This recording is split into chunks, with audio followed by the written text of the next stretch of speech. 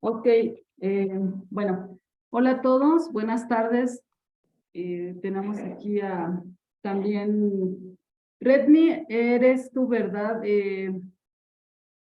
Javier Armando? Ah, bienvenido Javier,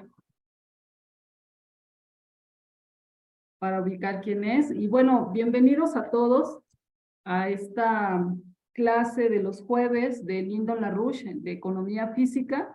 Recordemos que la forma en que hemos estado trabajando y vamos a continuar por este periodo es que tenemos tres lecturas por mes, tres reuniones para lectura, comentar el documento de LaRouche, en este caso es La Tierra en los próximos 50 años, que vamos aproximadamente a la mitad del documento, y una vez al mes se va a tener una clase haciendo referencia a los comentarios de LaRouche o los escritos de LaRouche. En este caso envié la invitación comentando que estamos abordando este concepto de principio de proporcionalidad con Leibniz, que es parte de lo que LaRouche aborda en su documento. Por ahí mandé la página y la nota. Entonces, hoy pedimos algunos materiales, como comentó ahorita Oscar. Puede ser los clips o alguna cadena que no sea elástica, ¿verdad, Oscar? Ok, entonces, pues bienvenidos a todos y vamos a comenzar para que tengamos realmente tiempo de poder hacer el ejercicio e ir comentando. Hoy la clase la va a dar Oscar de Valenzuela de Colombia. Bienvenido, Oscar. Te agradezco que hayas tomado el tiempo también para que coordináramos esta clase. Y pues comenzamos. Yo te dejo a cargo y bueno, adelante. Bonito. Buenas noches a todos. Bien, pues bueno, eh, me parece que es oportuno conectar dos ideas, dos conceptos que están muy, de los cuales se está hablando mucho, como siempre, no sin cierta intención, acerca de algo que en la modernidad me estoy dando cuenta que es un ataque a la capacidad de la mente humana. Hoy en día hay mucho boom con este tema del famosísimo chat GTP y de la inteligencia artificial, y es algo a lo que se le está dando como más poder del que debería tener. Como contraposición a eso, se me ocurre que lo mejor que uno podría hacer eh, para expresar, digamos, una idea que sea de orden superior y que contrarreste y que haga como una batalla moral a esa tendencia que se está teniendo de darle más poder a una máquina que la mente humana misma. O sea, como que está este tema del asombro, ¿no? Entonces la gente lo que hace es que eh, piensa, y mucha gente piensa que, por ejemplo, las personas que hacen un trabajo creativo, que no es, que no tiene que ser precisamente un arte clásico con alto grado de profundidad en ideas, pero digamos sí personas que trabajan en algo donde utilizan algo de sus ideas en sus mentes y las plasman en un diseño. Son personas que en este momento ya no tiene sentido que estudiar esa carrera, porque ahora cualquier persona le puede decir tres, cuatro cosas a un software y el software saca hasta 10 opciones para que escoja qué quiere, y de esas 10 opciones puede decir: de esta quiero esto, esto, esto, y entonces ya un software con un algoritmo perfectamente puede darle a una persona lo que quiere, ¿no? Y aplica para todo. O sea, yo como profesor tengo que lidiar con eso porque en las materias que dicto se han solicitado ensayos, y muchos de esos ensayos perfectamente pueden ser elaborados por una tecnología de esas, que pues nosotros sabemos que obviamente pues eso nada que ver. Pero pues entonces hay formas de hacer esos filtros, ¿no? Y es lo primero, y es que ese software no es infalible, jamás. Y segundo, pues que eso nunca, es muy fácil darse cuenta que eso lo hizo un programa, porque en últimas la mente humana tiene una forma de conectar las ideas que ningún software, que ningún algoritmo, por más complejo que sea, lo puede hacer. Y una mente humana es capaz de leer una mente humana y darse cuenta de lo que es artificial. O sea, si ustedes, por ejemplo, hacen el ejercicio de buscar esas imágenes, esas supuestas obras de arte que hace la inteligencia artificial, Lo primero que ven es que es horrible. Son horribles. Las cosas que hace la inteligencia artificial son horribles. O sea, tienen una complejidad de elementos, pero diría Schiller, esta es una forma en la que la belleza no funciona. No funciona porque no es armónica. Y en cuanto a la idea de la armonía, de la conexión de las ideas con un sentido, eso es algo que un software jamás va a poder hacer.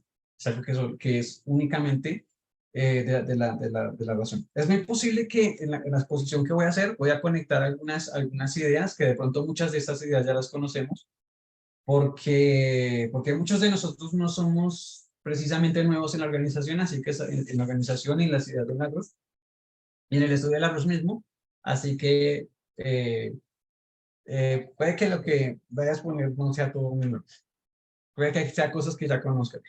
Y pues en este caso se me ocurre, ante eso, empezar con la lectura del señor Larouche en este libro, El poder de la razón, donde aborda dos cosas. Eh, cuatro párrafos muy cortos, no me voy a extender mucho con la lectura, no, la idea no es tampoco, pero me parece muy clave lo que dice aquí. El primero es cuando él mismo habla sobre su método Larouche-Riemann, el método Larouche-Riemann, de pronóstico económico, y cuando habla de la inteligencia artificial. Mucho antes de que esto se convirtiera en un boom. O sea, como siempre, un genio del talento y la capacidad de Lin, o sea, que sé que no exagero cuando digo que perfectamente puede ser el Leonardo del siglo, de este siglo que pasó. Y es un absoluto clásico. Entonces, cuando habla del método Larouche-Riemann, y aquí cito a Larouche, dice: ¿cómo pude desarrollar un pronóstico de largo plazo tan exacto en apenas unos cuantos de miles de horas, hombre? Hablando en términos económicos de producción. Más de 20 años después, en diciembre de 1978, propuse y definí cómo aplicar mi método a computadoras, a fin de producir pronósticos trimestrales regulares de la economía de los Estados Unidos. Esto es lo que hoy se conoce como el método Larouche-Riemann de pronóstico analítico. Desde que empezó a producirse ese pronóstico trimestral a fines de 1979, ha sido el único pronóstico público razonablemente exacto que haya producido cualquier entidad pública o privada en los Estados Unidos. Lo que hace la computadora, en esencia, no es más que una copia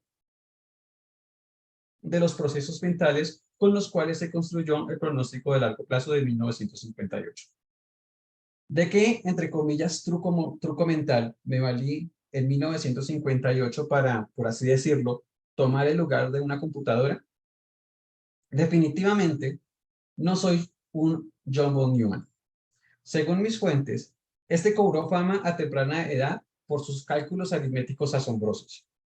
Esto que está aquí es clave para el desarrollo del tema de hoy.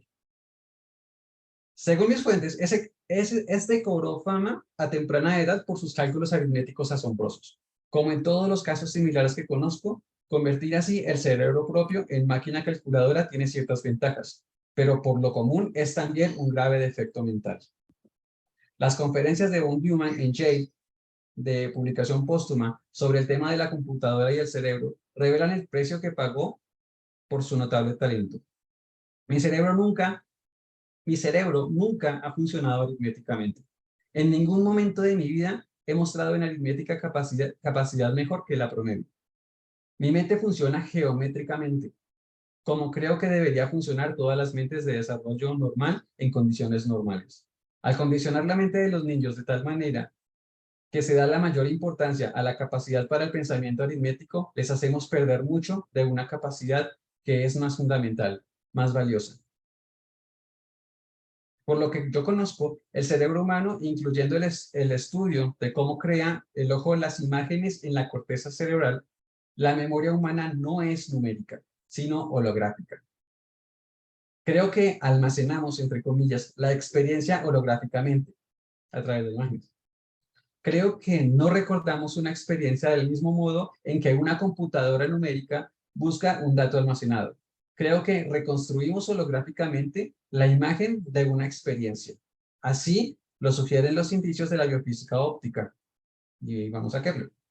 Así lo indica mi experiencia en varios trabajos venturosos. Esta es la manera en que ensamblé las imágenes interactivas de los procesos físico y monetario para construir el pronóstico de 1958. Luego, más adelante dice, no voy a leer mucho, solamente esto y otra cosa.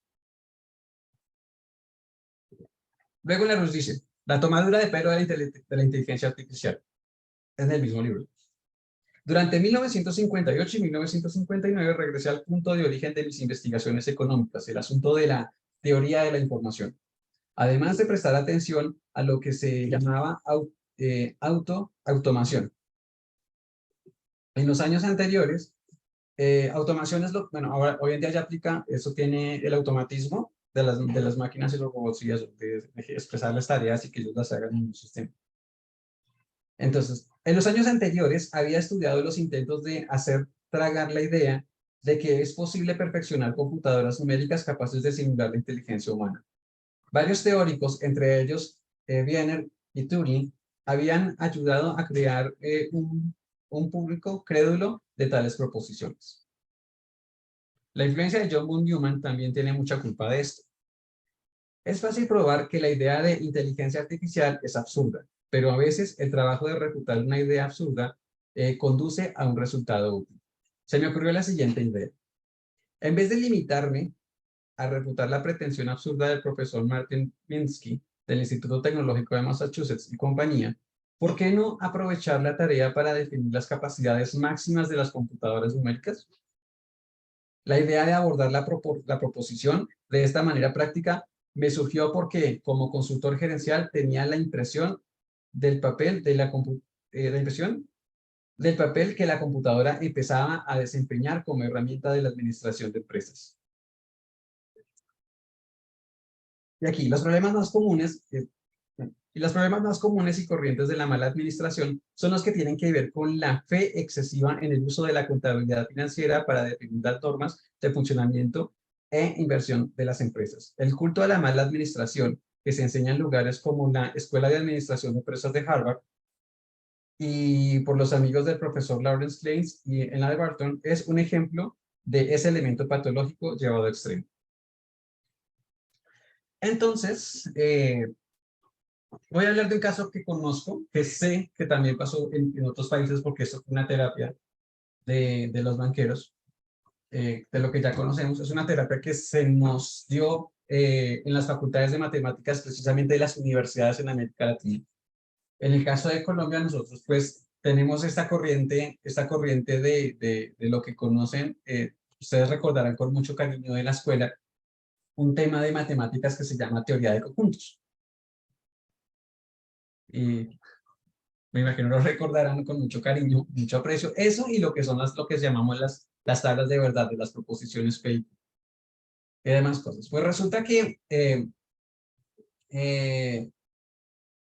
a Colombia llegó este señor John von Neumann, estuvo en Colombia, estuvo en la Universidad de los Andes, que para Colombia es la Universidad de los Andes, es más o menos como decir la Universidad de Padua de Galileo, ¿no? Era la universidad la que ponía como las condiciones del currículum en las áreas, y allí hubo una pelea en la que estuvo involucrado también el famosísimo pedagogo Piaget, que pues bueno, él pues bueno, hizo como cierta oposición a que se implementaran estos temas de la lógica matemática, pero para el periodo entre los años 1900 y 1950, que es cuando John von Neumann termina aquí en Colombia, ya se había destruido por completo el método de estudiar las matemáticas de una manera más geométrica que aritmética. Entonces, en ese momento empezó el desastre.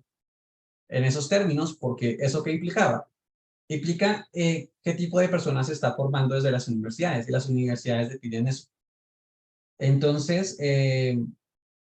resulta que en la ciudad de Nueva York, de la Universidad de Nueva York a la Universidad de Chicago, es donde empieza pues este movimiento, ¿no? Que viene, adivinen de dónde, de Londres, empieza pues a generarse este movimiento de hacer esa reforma al estudio de las matemáticas, porque había un afán en destruir el método precisamente de lo que estamos hablando aquí, que es donde por fin entra el señor Gottfried Leibniz.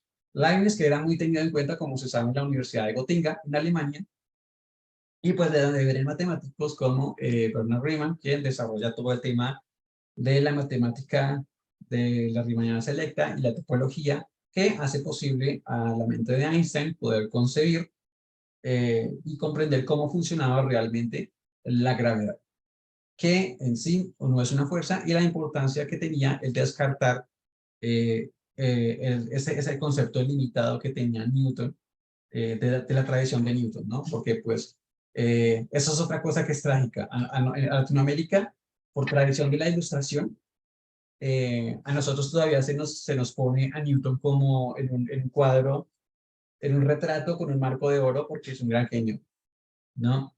Nunca se nos dice obviamente la verdad sobre él, que si no está más de acuerdo con él, directamente utilizaba su puesto en la Casa de la Moneda y como presidente de la Royal Society, y en lugar de debatir, generaba cargos fraudulentos por evasión de impuestos y enviaba a la gente a la horca, antes que admitir un debate. Tenía y eso era tan conocido que el mismo Stephen Hawking lo pone en su libro Historia del Tiempo, cuando habla de Newton al final de ese libro. Entonces, yendo al asunto, por fin, y viendo de dónde viene todo este tema, esta concepción matemática de la lógica aristotélica que nos rodea, y la hegemonía del pensamiento aristotélico y el empirismo aristotélico que tenemos, con lo que pues estamos realmente, pues, en gran parte pues es nuestra pelea filosófica es esa. Viene esto que me parece a mí que es algo que sentí la necesidad, bueno, como la idea de que se estudiara. Y bueno, aquí ya hacemos perdón, bueno, que aquí, ahí está. Entonces, bueno, empiezo por esta cita de Leibniz, Oscar, ¿no? Sí, una sugerencia, si te parece bien sí. integrar a alguien más también para que vaya ayudándote con las lecturas. Ah, bueno, por ¿Te favor. parece bien? Para Sí, que sea más sí, interactivo y claro, claro. si alguien quiere integrarse a leer la ficha. Si quiere yo la leo, eh, Carlos Julio. Adelante, Carlos Julio, gracias. Por favor. Bueno, voy a leerla. Bueno, dice así: pero el conocimiento de las verdades eternas es lo que nos distingue de los animales y nos hace poseedores de la razón y de las ciencias, elevándonos hasta el conocimiento de nosotros mismos y de Dios. Y esto es lo que en nosotros se llama alma razonable o espíritu. Los espíritus son, además, imágenes de la divinidad misma o del mismo autor de la naturaleza. Son capaces de conocer el sistema del universo y de imitar algo de él en ciertas muestras arquitectónicas, siendo cada espíritu como una pequeña divinidad en su departamento. Cierra comillas. Perfecto. Esto es lo más platónico que puede haber. Absolutamente platónico. Aquí está, y aquí hay dos cosas. Está Platón en cuanto a Fedón y el tema del Tineo. Están aquí. Entonces, y pues está el asunto también de algo que a mí me parece importantísimo, por lo que también tenemos que pelear mucho, y es el tema de que se puede conocer las verdades eternas, de que sí existe una verdad, de que la mente humana sí puede conocer, de que el relativismo epistemológico. Sí, ahorita no, lo vamos a meter en una bolsa. Plástico. Sorry. ¿Cómo Seguimos, así? seguimos. Nada, que sigas, es que se abren los micrófonos, Ah, escuchamos ok. lo que no debemos, pero ya lo cierro, continúa, perdón. Ok. Entonces, el, bueno, entonces la idea es cómo tenemos que pelear por este tema de que sí existe una verdad, que sí es posible conocer, que el universo sí es cognoscible y que la mente humana tiene la capacidad de conocer. que el empirismo como tal el empirismo como tal y el relativismo epistemológico, o sea, el tema de que las cosas son depende de quien las vea, pero que no tienen una realidad en sí mismas, es una de las formas como hoy en día todo el mundo piensa, cree que es lo correcto, porque está el tema de la tolerancia de la opinión. Entonces, como que todo el mundo está cómodo con la idea todo el mundo está cómodo con la idea de no tener que razonar mucho. Entonces, si hay algo que es característico en estos tiempos como de lo que Schiller llama la historia universal, donde en este momento estamos en una edad media con todos sus terraplanistas, es que precisamente hay una pereza a pensar y que la opinión, aunque suene muy fuerte, pero pues nosotros tenemos ese asunto de que por muy fuerte que suene la verdad, hay que decirla. Y es que no todas las opiniones se pueden respetar y en sí la opinión en sí no se puede tomar como algo que provenga de un rigor porque no lo es. De hecho, por eso, en la línea de Platón, al final del capítulo 6 de la República, Platón pone la opinión como el nivel más bajo de conocimiento. O sea, opinar es lo más facilista que puede hacerse. Porque primero no parte ni siquiera, al menos que partida de datos ni siquiera. Es como yo pienso que, y ni siquiera, a veces ni siquiera eso, a veces yo siento que, ¿cómo te sientes cuando te dicen esto? Ya ni siquiera es razonar, es sentir. Entonces está todo el tema del romanticismo y todo esto. Entonces, permítanme que... Entonces, ¿qué es un principio físico universal? Y aquí yo quiero abrir el micrófono un momento y si alguien tiene alguna idea de lo que es un principio físico universal, ¿cómo lo definiría?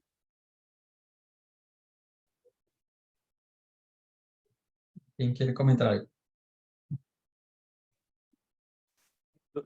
Yo diría que ahora en lo que leímos de Leibniz, cuando hablaba de que nosotros tomamos, digamos, incluso para la arquitectura, principios de verdades eternas o del sistema del universo, me imagino que hace referencia a la divina proporción, que es lo que hay aquí, un poquito lo que digamos, eh, define, digamos, el ordenamiento del universo, digamos, en las órbitas, que es lo de la divina proporción o la sección áurea, Ujú. que es la métrica, digamos, que está en la arquitectura, en la pintura renacentista. Me imagino que hace referencia a eso, pues como a un principio ordenador del universo, digamos, puede ser ese. Sí, perfecto. ¿Alguna otra idea?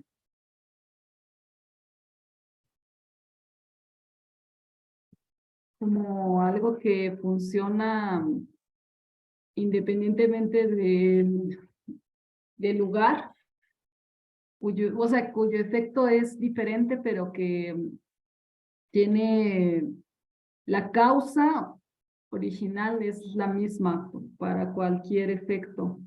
si es un principio. Así lo entiendo. Yo diría que otro para el debate de esta época, cuando se habla de que el universo es entrópico, yo diría que un principio físico universal digamos, porque digamos, la entropía es algo que funciona a nivel, digamos, no es un principio universal, sino que funciona a nivel, digamos, de procesos locales, o de procesos, digamos, muy particulares.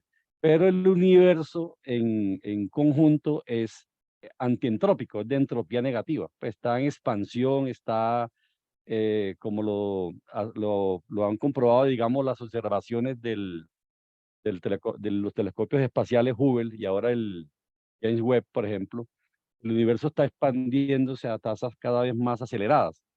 En la teoría de la entropía, el universo debería estar como apagándose, digamos, estuviera como llegando a un estado de equilibrio donde los planetas estuvieran eh, separándose a una velocidad cada vez más lenta y supuestamente a una tendencia, digamos, de equilibrio, que sería como el concepto de entropía. Pero un principio universal es precisamente lo contrario, el universo es antientrópico, por ejemplo. Eso puede ser un principio físico universal.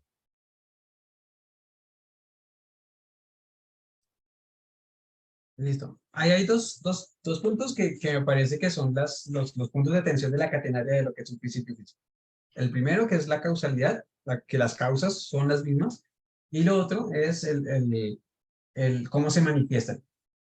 Entonces, ¿cómo se manifiesta un principio físico universal? Que una de las manifestaciones es precisamente lo que vemos aquí.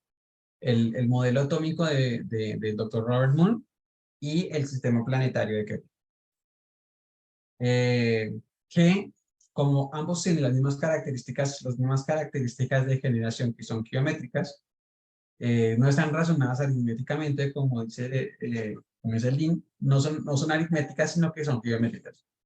En el momento en el que eso se estaba analizando, cuando Kepler hace este análisis infinitesimal, es decir, cuando hablamos de infinitesimal, que es a lo que viene el tema de la proporcionalidad, Kepler estaba pensando ya en un concepto infinitesimal. Es decir, de lo que normalmente se enseña es que lo infinitesimal es algo que empieza pues con el debate entre Newton y Leibniz, entre quien descubrió que que uno utiliza la notación de y apóstrofe, pues utiliza la notación de y sobre y sobre dy, de y sobre dx, y que entonces la diferencial y que la derivada y que no sé qué. Eso digamos que es la parte formal, la parte que es como en últimas la aplicación a cosas muy específicas, pero el principio no está ahí.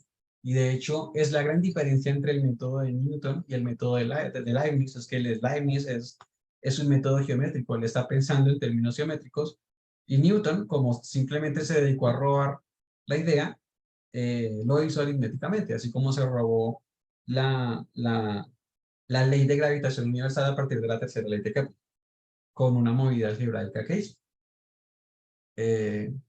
Esta famosa ecuación de fuerza igual a la multiplicación de las masas sobre la distancia al cuadrado, que todo el mundo repite y que hasta Coulomb lo copió para el nivel atómico de los electrones y los núcleos atómicos, no es otra cosa que la aplicación de una contabilidad para una empresa que no existe. No sé si con esa metáfora que es la idea. Pero aquí, digamos, de lo que estamos hablando es de un principio físico universal, es algo que se presenta desde las causas y que rige los procesos en el universo. Entonces, se puede decir que hay niveles de conocimiento en esto. Cuando nosotros hablamos de un teorema, por ejemplo, como el teorema de Pitágoras, sabemos que es un teorema, pero ¿por qué lo mencionamos como un teorema? ¿Y por qué Pitágoras es tan importante también aquí? O sea, Pitágoras es muy conocido por el tema de la suma de los cuadrados, aunque sabemos que él no sumaba, con ese método no se suman solamente cuadrados, sino también se pueden sumarse círculos, donde los lados del triángulo son los diámetros, se pueden sumar rectángulos, se pueden sumar triángulos, se puede sumar de todo, pero el asunto no es ese, el asunto es que estaba buscando Pitágoras con eso. Y estaban buscando una proporción, una proporcionalidad, porque como sabemos, Pitágoras, y esto sí es cierto, Pitágoras tenía clarísima la idea de que el universo tenía una forma de ser generado.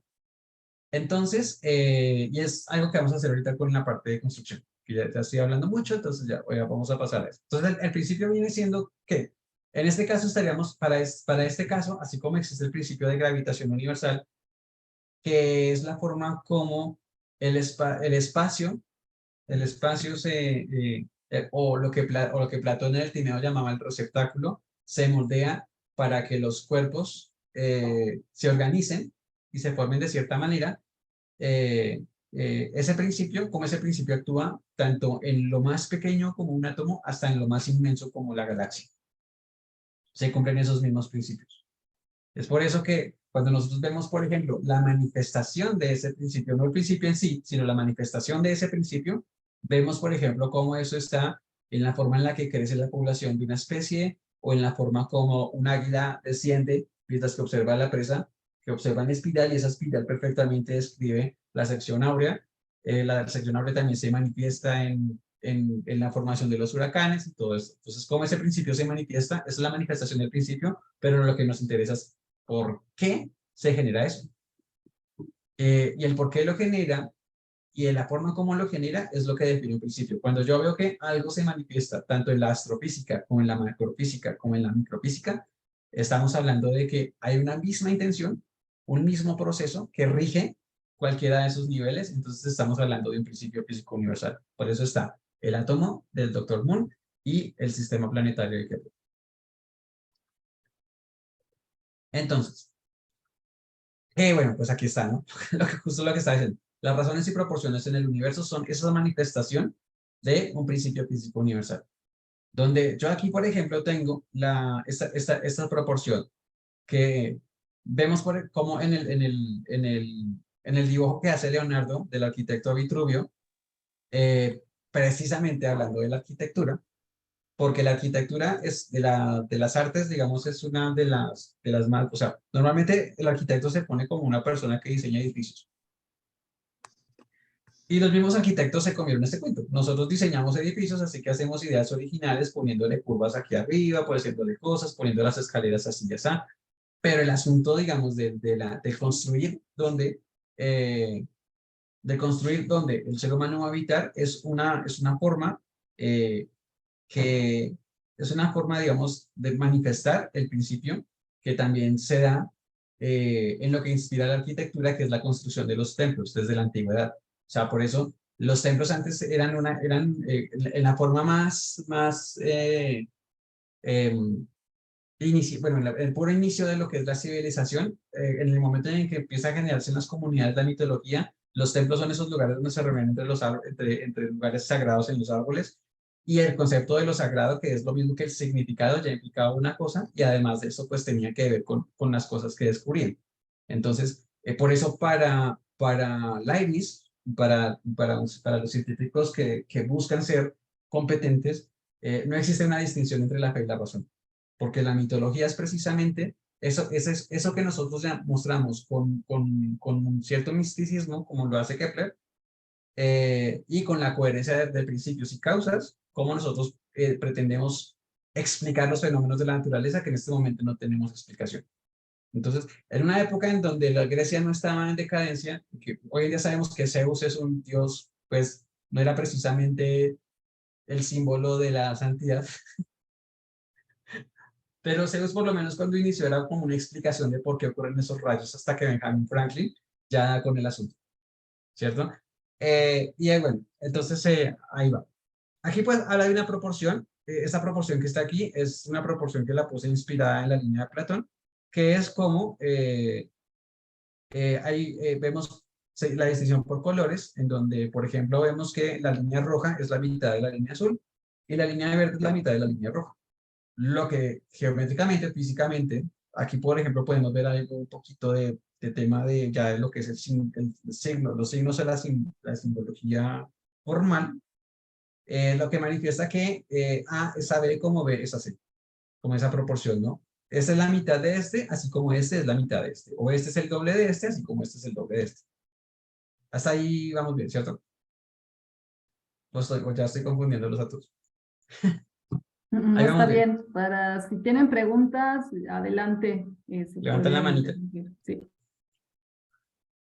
Listo. Entonces, aquí vemos cómo ese principio que está aquí en el dibujo que hace Leonardo de Vitruvio, que precisamente pues está la arquitectura, ¿no? Ahí está el tema de cómo los edificios deben construirse teniendo en cuenta que son seres humanos quienes lo van a habitar.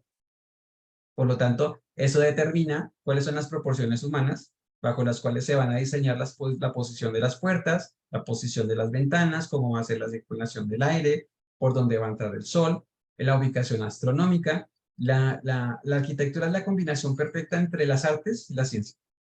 Es un ejemplo de la combinación perfecta entre las artes y las ciencias. Y porque pues la misma naturaleza, el mismo creador, tiene ese sentido, así como lo pone Leibniz, el autor con A mayúscula, el autor de todo este universo, tuvo esa intención, que es lo que mueve, la intención es lo que mueve. Entonces, hablamos aquí ya del principio de proporcionalidad universal, manifestado en esto. Desde los egipcios, que es donde, bueno, sabemos que la formación de Platón viene de una tradición que es la sociedad pitagórica. Y la sociedad pitagórica tiene algo que es muy bello en el sentido estético de la palabra, en el sentido estético de Schiller de la palabra, que es la formación de las virtudes. Es muy curioso que Pitágoras sea muy conocido por o sea, él es muy conocido por el tema de los de sumar cuadrados, pero no es conocido por sus versos, que son prácticamente como una versión anterior a lo que son los principios cristianos, pero antes de Cristo. Pero que cuando nosotros leemos los versos de Pitágoras, precisamente le está hablando sobre la importancia de reconocer lo que es la caridad, el ágape, la forma, la unidad que tenía la sociedad pitagórica era tal que mucha gente hoy en día utiliza el sofisma de decir que ellos eran una religión. Entonces lo que ellos decían como que no lo tomamos muy en serio.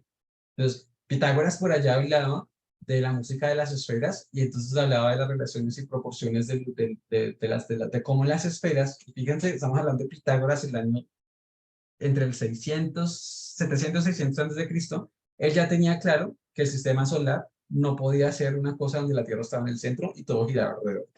Para los griegos tenían clarísimo eso. Y de eso, pues, están las obras de Aristarco de Samos, que lo demuestran. Que ellos ya tenían muy claro cómo funcionaba el sistema Tierra-Sol-Luna y que más bien lo que hubo en la Edad Media fue una decadencia de esas ideas. Entonces, lo que vemos aquí son estos 4 ejemplos de lo que es una manifestación de un Oye, principio. Oscar, una pregunta. Esto es bien importante porque en realidad lo que se tuvo como el sistema donde la Tierra del centro fue un retroceso del avance del conocimiento del ser humano, ¿no? En realidad como una Absolutamente. operación, porque no era cierto que estábamos empezando con Ptolomeo y bueno, hubo fallas, sino más bien fue una operación de regresar al ser humano a esa discusión cuando ya habíamos avanzado bastante, ¿no? Sí, y digamos que el registro de eso, pues eso digamos, hay un tema, digamos, como resumiéndolo un poquito, pero es como los efectos nocivos que nos dio la ilustración. Porque resulta que si a nosotros le preguntamos a un niño que que acaba de salir de la secundaria, la preparatoria, dependiendo como cada país, el niño, y le preguntamos, bueno, ¿quién fue Cristóbal Colón?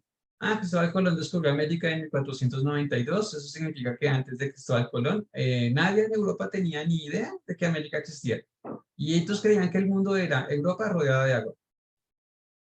Estaba Asia, pero el mundo era Europa rodeada de agua. Eso no tiene ningún sentido. O sea, eh, digamos que cualquier persona que ve un mapa y dice, pero espérate, o sea, a nadie se le ocurrió eh, ir hacia el oriente como para, venga, y después del hielo que hay. Entonces, cuando uno investiga más en la historia y uno se da cuenta que hay cosas que no tienen ningún sentido que no le cuentan, como por ejemplo, Cristóbal Colón vino a América en tres carabelas. Bueno, 2 carabelas y otro tipo de barco que en este momento se me olvida cómo se llamaba, pero eran 2 carabelas y un barco que era un poco más pequeño, que era la Niña. Y, ¿dónde están esos barcos? Deberían estar en el museo, ¿no? O algo así, ¿dónde están?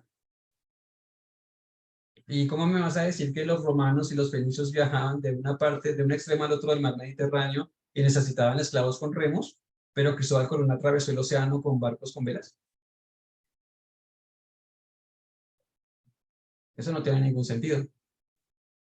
Entonces, cuando nosotros vamos y vemos los trabajos de Barry Fell sobre sobre los documentos que tenía la Escuela de Navegación de Portugal de Paulo Toscanelli, ahí todo tiene sentido. Y Cristóbal Colón, cuando vino a América, él contaba con un mapa muy completo en donde estaba trazado América completamente. Es decir, Cristóbal Colón no ignoraba que existía América antes de venir. Entonces, ¿en qué momento nos trataron como a niños en el mal sentido de la palabra? O sea, no como niños, como ingenuos, y nos dijeron lo que ellos nos querían decir? Y sabemos, y nosotros, más que todos nosotros en la organización sabemos que no es la primera vez que en la historia nos hacen eso. No sabemos qué tanta información valiosísima sobre Grecia se quemó en la Biblioteca de Alejandría. De mucho de lo que ya se conocía al mundo, o sea, porque la quema de la Biblioteca de Alejandría fue algo clave para que después en la Edad Media se volviera a creer que la Tierra es plana. Y hay una cosa que a mí me parece que va muy al punto, y es que eh, cuando nosotros estábamos haciendo el currículum para la academia que tenemos acá, estábamos pensando, y vimos un dato que nos pareció súper gravísimo, y es que hay 20 millones de personas, la mitad de la población de Colombia en el mundo, en el mundo, 20 millones de personas están siguiendo las redes sociales de los terraplanistas, convencidos de que la Tierra es plana.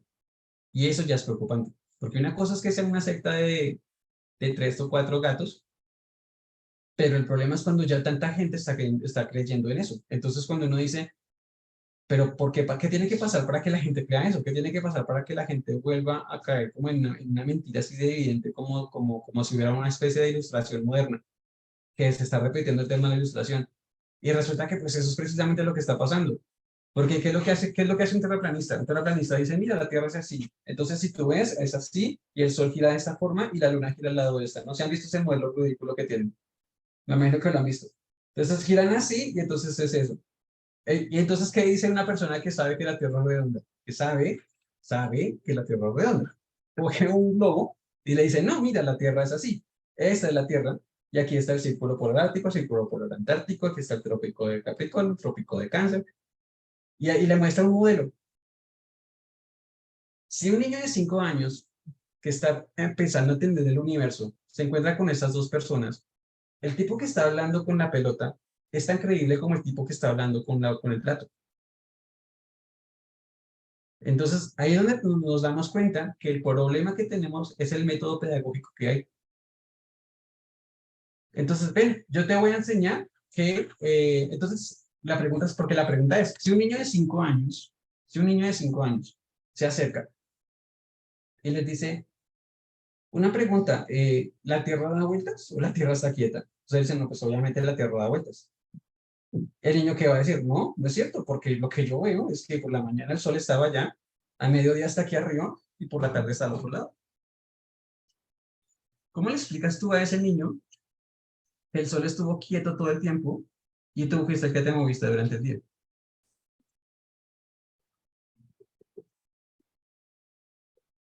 Algo que parece como tan simple, ¿no? Pues yo digo, no, pues yo saco una pelota con una linterna y muevo la pelota así. Entonces clavo una puntillita en la pelota y muevo la pelota así y dice, mira, mira, aquí está lo que nosotros nos estamos moviendo, pero esto está así. Está haciendo un modelo y ese modelo lo pueden refutar tan fácilmente y han tenido éxito en eso, porque el problema es el empirismo. El problema es decir, tú lo puedes entender hasta cuando yo te haga un modelo así de chiquito. Cuando yo te muestre una mesa de billar newtoniana, ahí vas a entender qué es lo que pasa. Pero si yo no hago que el niño salga, y lo que estamos hablando ahorita, ¿no? Qué bonita que se ve la Luna con Venus y Júpiter en este momento. Pero tratemos de comprender cómo esa cosa que es 50 veces más pequeña que la Luna, realmente es 1300 veces más grande que la Tierra. ¿Cómo hacemos para que el niño se dé cuenta de eso sin salir del barrio donde vive? Que trascienda sus sentidos. Y eso nos pone a pensar en el método con el que se está enseñando. Porque entonces nosotros no somos menos adoctrinadores que los terraplanistas si pretendemos que ellos aprendan lo que yo les muestro de una gráfica y no del mundo real, trascendiendo los sentidos, saliendo de la caverna de Platón. No sé si soy claro con esa idea o los confundí más. No, sí, yo lo que de pronto, frente al tema de Colón, creo que es cierto pues que aquí ya habían venido incluso los vikingos, no sé si habían venido también, no Los sé si de pronto egipcios. los egipcios o otras culturas, pero en última instancia yo creo que lo de Colón era, un debate político, digamos, en su época en Europa, en donde, digamos, los reyes de España en su momento, eh, digamos, como esa confrontación con el oligarquismo europeo, una forma también, como un flanco, digamos, de ataque para expandir la cristiandad. Yo creo que era también una forma de la pelea política, digamos, que había entre esos dos conceptos, el platonismo y el aristotelismo, de financiar, digamos, a Colón para que expandiera también las tradiciones cristianas y católicas, ¿cierto? Era un poco también, y que en cierto sentido, pues, hoy América Latina todavía hereda, pues, lo que fue su cultura, su lenguaje, porque cuando Ujú. llegó Colón aquí, pues, encontraron fue culturas en decadencia, pues, que de pronto tuvieron épocas de esplendor en el pasado, pero cuando llegaron eran caníbales o eran ya Y culturas que iban en vía de extinción. Entonces creo que fue también una forma de potenciar y recuperar esas culturas bajo la idea del progreso, pues que es lo que identifica, digamos, la visión cristiana. sí, y nosotros tuvimos de hecho calendarios, bueno, digo nosotros, ¿no? Habiendo mexicanos aquí, perdón. Los mayas tuvieron calendarios mucho más, bueno, no mucho más, sino que al nivel de lo que fueron el calendario, el observatorio astronómico que tuvieron los egipcios. No es casualidad que sean pirámides a un lado y al otro lado del océano, porque pues, los documentos de Barrifel muestran la evidencia de cómo fue el tránsito del faraón Necao a través de África para llegar a las islas de la Polinesia y de ahí saltar a sur de Argentina hasta que esa tecnología de las flotillas, de las flotas mercantes de los egipcios llegaron hasta América y pues está todo el tema de la tradición por eso es que los dioses son hasta parecidos. Ustedes ven, por ejemplo, las figuras de los dioses mayas y algunos dioses, uno hace mitología comparada y se da cuenta que estas dos culturas en algún momento tocaron la misma fuente. Y hay mucha evidencia de eso hasta por la escritura. Y el hecho de encontrar genes japoneses en los mayas es algo a tener en cuenta. Hay mucha de la parte de la historia que no nos han dicho. La humanidad siempre fue una sola. Entonces, hablando de los egipcios, está este tema, ¿no? Está la diosa Mat, de la justicia, pues expande sus alas y se fijan, esto es la metáfora en el sentido de la Rush, de lo que es una ecuación, de lo que es la justicia. También vemos ahí la balanza y también el concepto de Arquímedes del sistema planetario. Entonces, los pitagóricos ya sabían por el principio de la música, por la música, Pitágoras, la sociedad pitagórica ya tenía claro que, que no podía ser que la Tierra estuviera en el centro y el Sol, que era masivamente más grande, dándole vueltas. O sea, esta gente ya tenía clarísimo el tema de las causas, de los principios físicos y las masas y las fuerzas, milenios antes de que Newton naciera. Lo tenía perfectamente claro. Y tanto tenía tan claro el principio de proporcionalidad de Arquímedes que está el famoso documento del contador de arena. Cuando estaba hablando recuerdo, creo que era un rey o un príncipe vecino y le decía, pues yo le puedo a usted decir cuántos granos de arena hay en la playa. A lo que su interlocutor se reía y luego que Arquímedes dijo, mira, hay tantos granos de arena, con un método irrefutable. Y le dijo cuántos granos de arena había. ¿Y cómo lo hizo? Utilizando un principio de proporcionalidad. Es decir, Arquímedes utilizó el análisis infinitesimal. ¿Cómo? Bueno, ya lo vamos a ver. Bueno, Cuando hagamos la ese es diagramación. el tema, ¿no? Dices, ¿cómo? Bueno, estudienlo casi, casi. ¿Cómo lo hizo? Bueno, ya vamos para allá. Tiene que ver con el método del señor abogado, con el número. Tenemos que Bueno, entrarle con entonces, las manos y todo. sí, vamos a hablarle con las manos. Sí. Y aquí pues está el tema del sextante, ¿no? Que pues habla de cómo utilizaban el triángulo, los triángulos semejantes, pues para medir las distancias entre el sistema Tierra Sol Luna, ¿no? Con una aplicación ya de que comprendían perfectamente ese principio. Y aquí, al asunto. Todos con sus triángulos, por favor. Y bueno, aquí estamos hablando del primero. Como les digo, voy a leer un poquito. Aquí son dos párrafos reales que voy a leer. De el Timeo de Platón. Entonces, y hay unas partes aquí que marco. Pero me parece que mejor primero hacemos la construcción, digamos, hacen ustedes el proceso como dice el libro, dentro de su propia mente, sacan algunas conclusiones, luego de la construcción y luego leemos sobre eso. Entonces, ¿el ejercicio cuál es? En este momento ustedes tienen, así como la proporción que dice ahorita, ¿cierto? Donde estamos hablando de una distancia y la mitad. Si ustedes observan este triángulo, bueno, aquí están los sólidos platónicos que todos aquí conocemos, ¿cierto? Todos aquí sabemos. Ya ya creo que todos los construimos, ¿cierto? Alguna vez. Recuérdale para que no dejemos Ok. supuestos. Listo. Esta es la primera tabla periódica de los elementos químicos que se conoce. Es la forma en la que Platón dice, bueno, ¿de qué está hecho todo? Y de qué está hecho todo y cómo está configurado. Entonces acá, si se fijan, y de hecho lo podemos leer, pues sí, lo voy a leer mientras que los observo. Con eso salimos ya de la lectura, además. Pasamos a la construcción. Dice, las ideas de los elementos y el espacio, el fuego, el aire, agua y tierra. Del fuego, aire, agua y tierra hay ideas. Forman parte de lo que existe siempre. Lo inteligible y lo sensible son dos géneros distintos a los que corresponden dos tipos diferentes de conocimiento. En esto haciendo alusión al mito de la caverna. El receptáculo o espacio, concepto importante para que lo tengamos en cuenta ahorita, el receptáculo o espacio es un tercer género, aprehensible por una suerte de razonamiento heredado. Y luego dice, en la estructuración, y luego por aquí dice, permítame un segundo, en la página, ya. Y luego dice, la estructuración y generación del fuego, tierra, agua y aire puede formularse así. Son cuerpos y todo cuerpo posee volumen. Todo volumen está circundado por superficie. Y la superficie rectilínea está constituida por triángulos rectángulos de dos clases, isósceles y escalenos. Los hay, el isósceles, que es medio cuadrado, y el triángulo equilátero, que es este. El isósceles, que es medio cuadrado, y el equilátero, que es este de aquí, ¿no? Todos sus lados son iguales. Independientemente de cuánto midan, 1, 2 o infinito.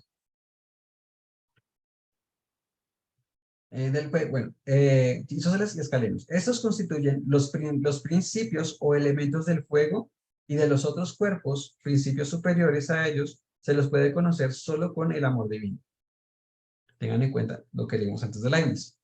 En efecto, los cuatro cuerpos se generan a partir de estos triángulos. Del isósceles rectángulo, isósceles rectángulo significa que tiene solamente dos de sus lados iguales y que uno de sus ángulos es recto. Del isósceles rectángulo hay una sola clase y de ella nace uno solo de los cuerpos, la Tierra. Escalenos rectángulos hay muchos, en cambio, y del más bello, que es del que se forma con uno igual el triángulo equilátero, del cual se generan los demás cuerpos. Entonces, si nos fijamos, los sólidos platónicos, todos se generan con triángulos, bueno, por lo menos los cuatro más simples, se podría utilizar ahí la palabra, más sencillos, las cuatro mónadas, lo más sencillo posible, se forman con triángulos equiláteros, y uno de ellos se forma con un cubo, que son estas caras, ¿no? Que se ven aquí. Entonces, ¿qué sería la Tierra? Y fíjense que en esto pues está el árbol, la tierra, están los metales y están como una alegoría de los animales.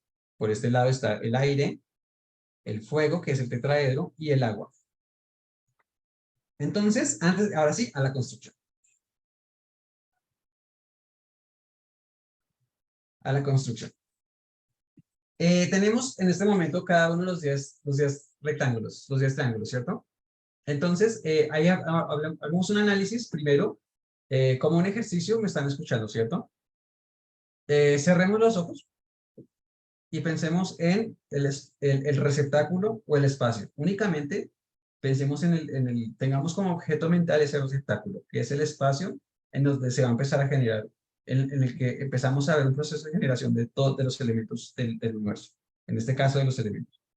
Es decir, no vamos a ver absolutamente nada. Pensemos en el elemento geométrico más sencillo que existe.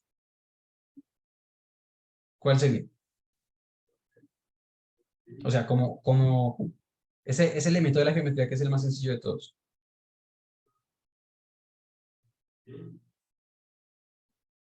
De donde se generan los demás. O lo pregunto de esta forma. ¿Hay algo más sencillo que un polígono? Que tenga menos lados y menos ángulos.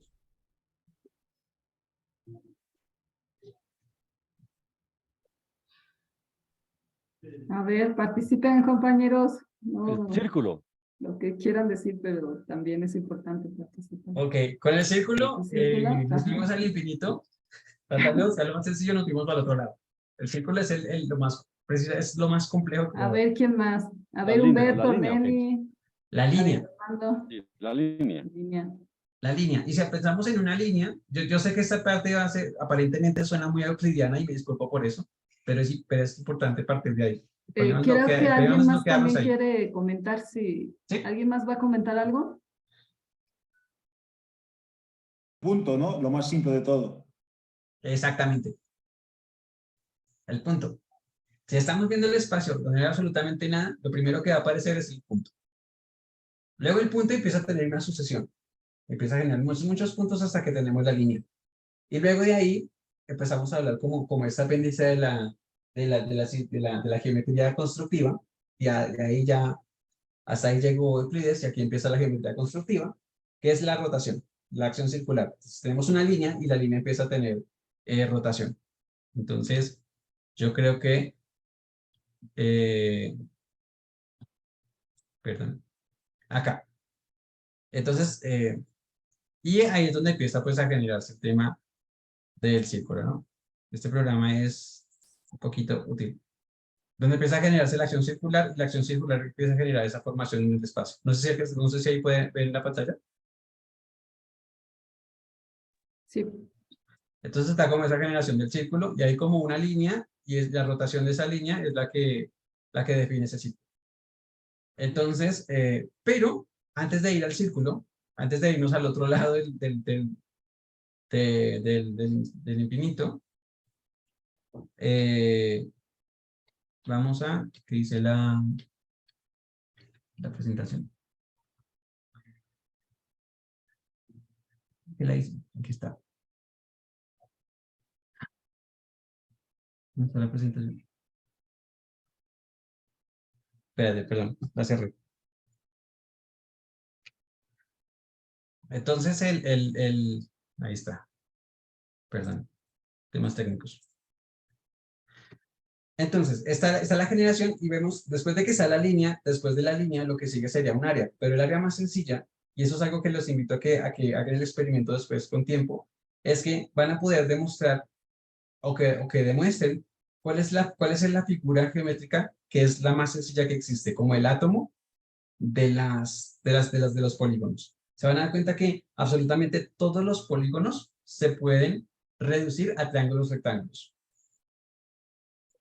Porque, por ejemplo, este triángulo que está aquí, yo lo puedo reducir a triángulos rectángulos. Este que ven acá, a dos triángulos rectángulos, pero lo puedo dividir buscando siempre ángulos rectos y siempre me voy hasta el infinito sacando triángulos semejantes a este. Pero en el momento, esos triángulos, ese elemento muy pequeño que es este triángulo de aquí, cuando yo uno o dos de ellos voy a formar, lo que leí ahorita, cuando uno o dos de ellos voy a formar ese triángulo que va a ser el elemento con el que se empiezan a generar los elementos. Entonces, tenemos los triángulos ahí. Entonces, ahora tenemos ya los triángulos equiláteros, físicamente, y lo que vamos a hacer es que vamos a empezar a ver las propiedades del espacio, encerrando una porción del espacio en esos triángulos. Por ejemplo, tomando dos triángulos de esos y uniéndolos por sus puntas. O sea, si unimos las puntas, es decir, tenemos los triángulos, no los unimos de uno de sus lados, por todos sus lados, sino que los unimos por sus puntas. Ahí estamos completamente lejos de encerrar un espacio, ¿cierto? Hasta cuando ya unimos dos de sus lados, y ahí tendríamos lo que se conoce como un ángulo diedro, como una especie de bisagra. Cuando unimos dos triángulos de esos, tenemos una bisagra, y ahí estamos hablando de la unión de dos planos, pero no estamos hablando de encerrar un espacio todavía. Si agregamos un tercer triángulo, Es decir, en ese punto tenemos una forma muy sencilla. Cuando agregamos un tercer triángulo, todavía no cerramos, ya, tratando de que se unan por sus lados, como si tuviera imanes en los lados, vamos a encerrar algo que se llama como un ángulo sólido, que será como una especie de pirámide en donde falta una cara, ¿cierto? Hasta que agregamos, y con 3 de ellos, aún no encerramos una porción del espacio. Pero si ponemos un cuarto, en el triángulo que queda allí, ya generamos un tetraedro, ¿cierto? Ahí ya todos tenemos un tetraedro. ¿Hasta ahí me sigue? Sí, o sea, y la base, ¿no? O sea, Y la son base. 3 y la base. 3 la y la base. base 4. Entonces allá con 4 triángulos de esos, construimos el elemento más sencillo, la forma más sencilla de encerrar una porción del espacio, utilizando planos. Pues estas superficies de las que se hablan en el trineo. Pero ¿qué pasa si yo, por ejemplo, quiero agregar a uno de esos ángulos, quiero agregar otro triángulo, que ya no sean tres unidos en un ángulo sólido, sino que sean 4? Entonces, para que se encierre una porción del espacio, en cada ángulo sólido van a haber 4 triángulos, como se ve aquí en el octaedro. Entonces ya formamos el tetraedro y luego vamos a formar el octaedro.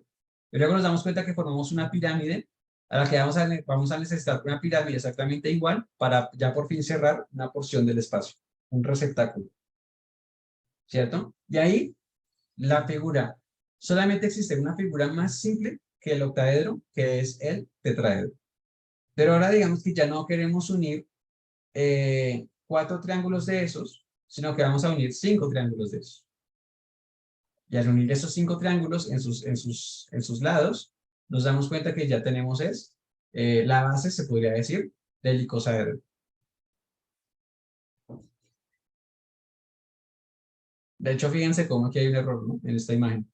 Le Sí, está llaman icosaedro al permutado. dodecaedro y le llaman dodecaedro al icosaedro. No me había fijado en ese detalle. Entonces, el icosaedro es este de aquí, ¿no? Esto ya lo sabemos. Es este de aquí. El dodecaedro es este que tiene 12 caras. El icosaedro es este de aquí, que tiene 20. Entonces, y fíjense una cosa, lo que es el poder de las hipótesis y de ir más allá de los sentidos que hace Timeo. Entonces, en este momento estamos viendo cómo al unir 5, ya generamos una de las bases, la base piramidal del icosaedro. Ahora, ¿qué pasa si agregamos un sexto triángulo? Cada uno tenemos 10, ¿no? Si agregamos un sexto triángulo, ¿qué ocurre con el ángulo sólido?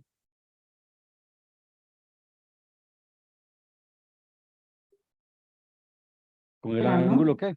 ¿El ángulo qué? Sólido. Si agregamos si esos cinco triángulos que tenemos aquí unidos, ¿qué pasa si metemos otro triángulo ahí para ver qué otro ángulo sólido se genera? Aumenta el ángulo sólido, porque si tienen que... Se vuelve planetario. Se va abriendo, ¿cierto? Cada vez Se que va agregamos abriendo. hasta que cuando tenemos 6, ¿cuál es el ángulo sólido? O sea, ¿qué tan cóncavo es? Cuando ya agregamos un sexto triángulo. Se cierra, No, ¿no? el sexto es ya plano, o sea, se formaría un... No tiene ángulo. Esto es ya. Exacto, entonces ahí ya es un triángulo y tenemos un hexágono, ¿no? Un hexágono plano. Formamos un hexágono plano.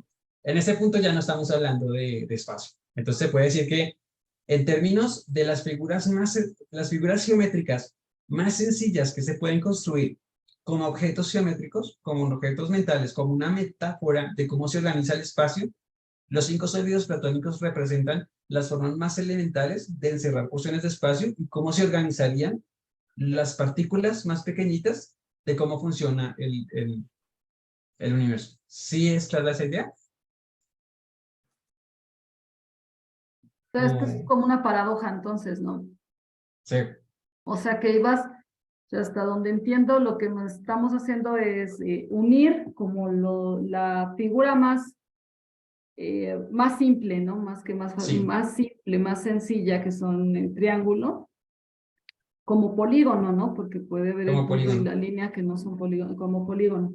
Entonces vas uniendo y el ángulo sólido empieza a existir cuando ya tienes estos tres, Ajá. luego 4, luego 5, que curiosamente, bueno, no curiosamente, sino que son las tapitas del dode, ¿no? Y el ico. Sí, Pero son cuando las tapitas. metes un sexto, entonces lo que espera la mente es que, bueno, los sentidos, no sé, es que se vuelva un ángulo más sólido todavía, como más grande, pero en Estás realidad, agregando, ajá, que estás agregando, pero en realidad, como comentan, se vuelve plano. se vuelve plano. Entonces, en ese punto, Platón dice, ok, eso significa que el universo físico no es un plano perfecto, eso no existe en ningún lado. Eso es un artificio que nosotros hicimos en un tablero. Esto que está aquí dibujado no existe en el mundo real, porque el mundo real es curvo, tiene una dinámica completamente diferente a esto, es completamente anti-euclidiano, pero esto es una metáfora. Eso es lo que para Platón y para Kepler estaba clarísimo. O sea, no es que nos salgamos del planeta y nos vayamos a un punto en donde podamos observar todo el sistema solar y veamos a los sólidos platónicos dando vueltas, ¿no? Pero sirve como una forma, ok, si el espacio se organiza de esta forma, y hay una pregunta que Kepler se hacía siempre, y yo me imagino que Mauricio va a ahondar en este tema, es que Kepler se preguntaba por qué las cosas son así y no de otra forma. Porque cuando entre más analizaba los principios que estaban detrás de como esto también, aquí también está metida la música, y está metida la serie de Fibonacci, está metida, todo está aquí y encaja perfecto. O sea, estoy como desglosando el edificio de un arquitecto que pensó en cada detalle del universo, en la manifestación de un principio físico que genera todo. Y eso está basado en las proporciones, es la proporcionalidad. Entonces, y aún así, Platón dice, bueno, ahora les voy a explicar mi tabla periódica. Fíjense que tienen los triángulos en este momento y ahorita vamos a hacer sumas y restas, sencillamente. Y dice Platón, el primer sólido se constituye cuando se combinan 4 triángulos equiláteros. Teníamos 4 triángulos equiláteros y formamos el tetraedro. El primer sólido se constituye cuando combinamos 4 triángulos equiláteros, formando un tetraedro regular o pirámide. ¿Cierto? Hasta ahí eso nos dimos cuenta que pasó. El segundo sólido nace cuando 8 triángulos equiláteros forman un octaedro, que fue lo que hicimos uniendo los triángulos. O sea, vimos solamente las tapitas que construimos en nuestras manos y nuestra mente terminó de cerrar eso. El tercero, al combinarse 20 equiláteros en un icosaedro, cuando unimos las 5 caras. Y bueno, para eso lo tenemos ahí, en la imagen. El icosaedro, mientras que el 4 resulta de la estructuración de 6 cuadriláteros. 6 cuadriláteros, o sea, el cubo. Ah, bueno, porque hay otra cosa. Ahora, si nosotros hiciéramos esto, ya lo hicimos con triángulos. Ahora, mentalmente podemos hacer este ejercicio con cuadrados. Si tengo 2 cuadrados y hago la bisagra, haría algo como esto, ¿no? Los 2 cuadrados, como un libro. Si yo pongo un tercer cuadrado, voy a tener un ángulo sólido que va a ser como la esquina de una habitación, ¿no? Piso y las 2 paredes. ¿Cierto? Y si pongo un cuarto triángulo, un cuarto cuadrado, ¿qué va a pasar? ¿Cuál sería el ángulo sólido que se forma con 4 cuadrados? Sin hacerlo ahí, sino en su mente. ¿Qué resulta siendo? ¿A qué llegamos? Plano otra vez. Al plano de nuevo. Qué genial, ¿no? Entonces vamos al plano. Es decir, en la naturaleza, el universo dice, hasta aquí puro, hasta aquí, no se puede más. Entonces, cuando un químico puro dice, la ley del octeto nos dice que en el nivel externo, la capa de valencia de cualquier átomo, caben hasta 8 electrones, y le dicen, bueno, ¿por qué? ¿Por qué no 7? ¿Por qué no 6? ¿Por qué no 5 en la capa? ¿Por qué tienen que ser 8? Entonces, el modelo de Robert Moon explica eso de una manera bellísima, con esta misma metáfora. Entonces, dicen, el cuarto, perdón, formando cada uno de estos, a su vez, por los triángulos isósceles en un cubo. Entonces, hay una quinta estructura, la del dodecaedro. Porque luego pues claro, Platón, o sea, digamos, Platón y más que todo, bueno, los antecedentes de Platón estudiaban mucho esto y decían, listo, con triángulos, hasta 5 triángulos y con 6 triángulos ya nos fuimos al plano. Ahora, después del triángulo, el polígono regular que sigue es el cuadrado. Y con el cuadrado podemos hacer uno solo, porque si metemos el cuarto, ya nos fuimos al plano. Ahora con pentágonos, que es el que sigue, ¿no? De esa sucesión de los números poligonales de Pitágoras, que también están relacionados con la música de las esferas. Y ahí resulta que Pitágoras, entonces, bueno, toda la tradición platónica de antes, de preplatónica y platónica después, se estudian esa parte y dicen, bueno, después del cuadrado, el más complejo después del cuadrado es el pentágono, que tiene ya 5 lados iguales, 5 ángulos iguales. ¿Cómo puede encerrar una porción de espacio, que sería como la quinta forma más sencilla? Habrían 4 formas más sencillas antes que esta, la quinta forma más sencilla, más elemental, es la palabra, más elemental de encerrar una porción de espacio, y resulta que es el dodecaedro, y cuando vamos a poner 6, digamos, mira, tenemos cada ángulo sólido del dodecaedro, si se fijan, tiene 3, llega hasta 3, y ya cuando queremos unir 4, ya ni siquiera podemos formar una esquina, un ángulo sólido. A lo que luego viene el asunto de bueno, otros temas que ya los griegos estudian a partir de ahí. Entonces, Están al revés, ¿verdad? sí, eso es lo que había comentado ahorita, que en esta Ya, imagen con le razón pusieron yo Nico, dije, en mis no, tiempos yo me el acabé doble de era fijar lo que... ahorita también. Ya, ok, está bien. Dije, Yo sí están al revés. es que el ico me acuerdo mucho porque el ico es como los puntas, ¿no? Como termina en Ujú. puntas. Y el Sí. dode es con la cara plana, ¿no? Y que son las 12 piezas. Ajá. Entonces, se contiene Ya, como ok. el nombre de la cantidad, ¿no? Octa, 8, tetra, 4, dode, 12, ico, alguna raíz etimológica tendrá. Y el cubo Ok, también. sí, gracias. Listo. Entonces, y el cubo. Entonces, hay una quinta estructura, la del dodecaedro, que está hecha con pentágonos, de la cual se ha servido el dios al diseñar, el demiurgo, decía Platón, el demiurgo, al diseñar el universo en su conjunto. El cubo corresponde a la tierra, la pirámide al fuego, el octaedro al aire y el icosaedro al agua. Pero ¿cómo es esto? Sócrates pregunta, puesto que en el diálogo se está hablando con Sócrates, pero sabemos que pues, es Platón quien lo escribe. Pero, y la forma como lo explica me parece genial. La explicación es larguísima, nos quedaríamos leyendo hasta las 11, pero resumiéndolo, fíjense en los triángulos que tienen ahí. Cómo funciona un principio cuando ya se comprende y cómo actúa. Imagínense ustedes a Platón viendo las sombras en el fondo de la caverna. La sombra que él ve es una fogata justo como está en el tetraedro ahí. Entonces está Platón, o están ustedes en este momento en su mente observando una fogata. Ver el fuego que sale de la madera y dicen, ¿qué es el fuego? ¿El fuego es líquido, gaseoso o qué es? A lo que por supuesto va a saltar alguien que esté en la facultad de física y va a decir, pues el fuego es el cuarto estado de la materia que se conoce como plasma. Bueno, ¿y cómo llegaron a esa idea? Porque a mí me pueden dar datos, a mí los datos no me sirven, la información no me sirve.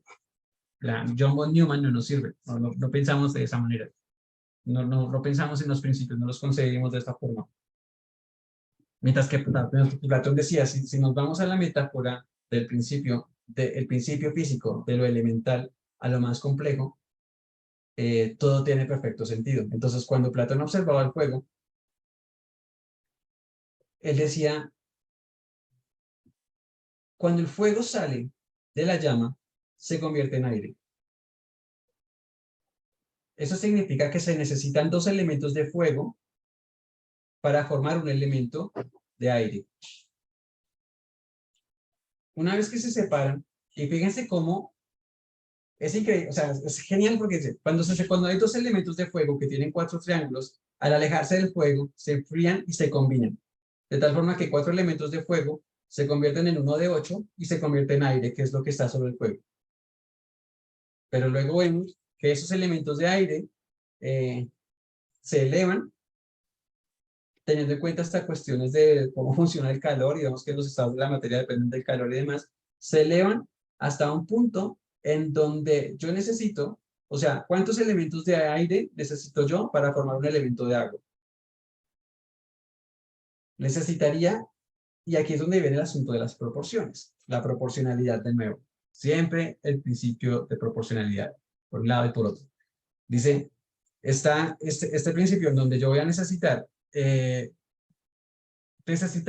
a razón de 2,5 elementos de aire para formar, necesito 5 elementos de aire para formar 2 elementos de agua. Porque es la cantidad de ángulos que tiene. La cantidad de elementos que conforman cada uno, o de partículas que forman cada uno de los elementos. No sé si me hago entender. Si el elemento de agua tiene 20, ¿cuántos elementos de aire necesito romper para formar uno de agua? Y entonces también hablamos del asunto de los números enteros y las verdaderas proporciones y verlo geométricamente y la forma como lo describe Platón en el Timeo. Y luego, él hace una cosa, una relación. Existen elementos, 4 elementos, 3 de ellos son de una naturaleza que son los que se combinan. Pero si ustedes se fijan, el fuego perfectamente se convierte en aire como se convierte en agua, pero el fuego nunca se convierte en tierra ni la tierra en fuego. Es decir, que la tierra tiene una geometría diferente. Es una geometría de un tipo, de un elemento diferente, que es todo lo que hoy ya llamamos la litosfera en el sentido de Vernadsky. La biosfera, que tiene una geometría diferente, pero que se combina perfectamente con las otras dos. Y como todo eso, en últimas, entra en el universo. No sé si soy claro o ya me fui muy complejo. ¿Sí se entiende esa parte? O sea, básicamente es que, claro, se pueden convertir entre sí los que tienen las caras del mismo de triangulares, de triángulos equiláteros, claro. Octaedro, tetraedro y cosaedro. Sí. Así es.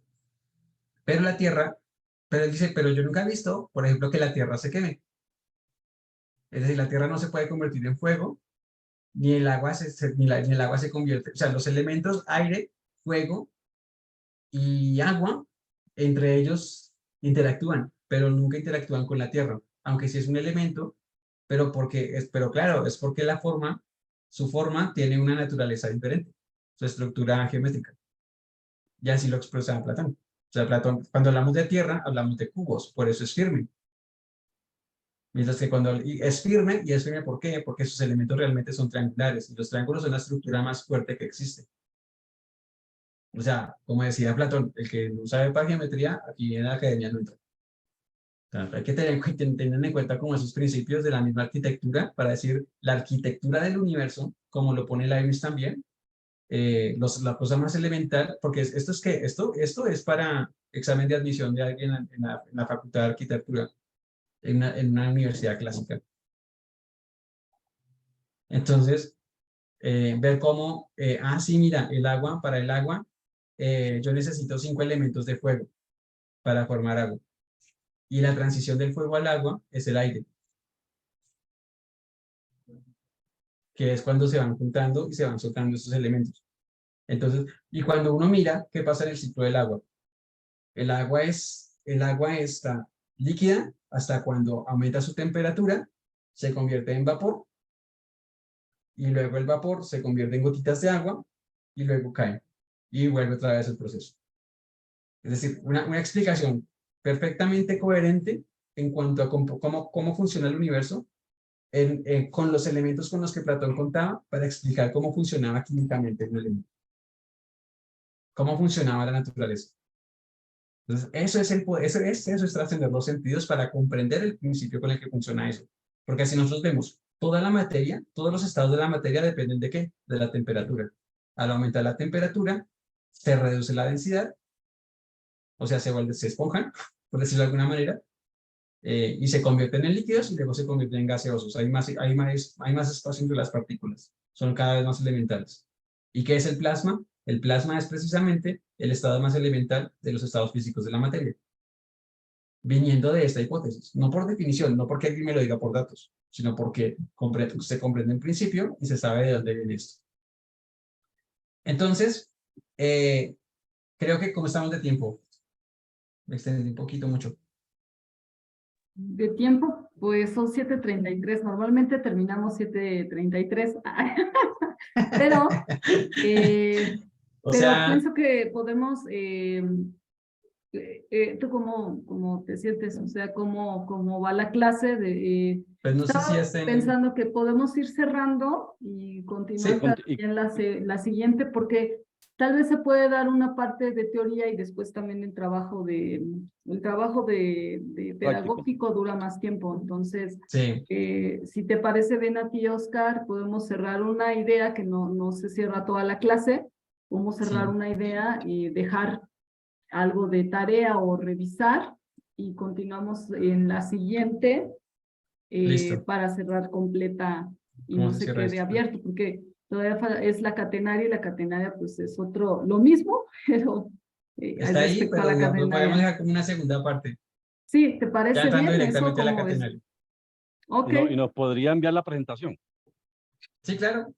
sí, también la clase se va a subir, pero Bueno, las diapositivas anteriores las vas a saltar o cómo va a ser. Eh, ¿Quieres, o tú vas cerrando aquí, nosotros escuchamos y cerramos, dejamos como algún pendiente que tú consideres se va a revisar? Creo también es útil de una vez decir si va a haber más materiales que vamos a usar o vamos a hacer lo mismo y cerramos la reunión, si te parece bien. te listo. podrías Pues enviar la presentación a Carolina y ella la pone en el chat. sí, Sí, ya claro la que sí. tengo. Sí, Ah, sí, bueno. ya está. De hecho, ya Sí. está, no es sino que le ya la envié. Entonces, bueno, dejo de compartir. ¿Preguntas? O ya estamos cansados. No, yo de pronto quería, lo que había comentado ahora de la sección áurea, para un poquito como articular esto con el concepto de negatentropía. Una de las cosas que encontró, es decir, ¿esto para qué nos sirve? Digamos, digamos, una característica de los procesos vivientes es precisamente la proporción áurea, digamos, la forma como se reproducen los conejos, cómo se organizan, digamos, muchos procesos vivientes. Incluso el mismo ser humano está estructurado con base en una proporción. Entonces, digamos, la Sí. conclusión de Platón, al encontrar que la métrica del universo era la proporción áurea, era que el universo era un ser viviente, que estaba en expansión, pues creciendo. Entonces, no era un proceso totalmente antientrópico. Entonces, a través de la, digamos, de la percepción, digamos, de la percepción sensorial, sea, a través de la razón humana, pues se encuentra la causalidad, digamos, de por qué el universo está así, o por qué se comporta así el universo físico, digamos, visible. Entonces, es un poco porque es negatentrópico. Como quería como complementar las dos ideas que había dicho ahora, que era eso.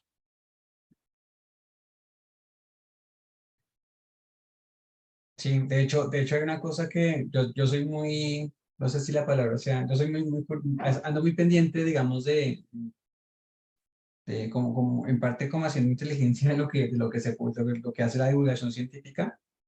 Y resulta pues que ya hay muchos físicos que pues obviamente todavía con este tema de la parte formal encima, pues hablando de, ay, venga, y esto, el tema del campo y la partícula que está aquí, que está allá, y todo el tema del bosón de Higgs y todo ese tipo de cosas, que pues son más tablero que demostración real, o que uno diga, bueno, explícame esto de una forma porque no es que haya personas que tienen ese don de comprender lo trascendente de la física, y hay otras personas que pueden ser contadores, sin demeritar.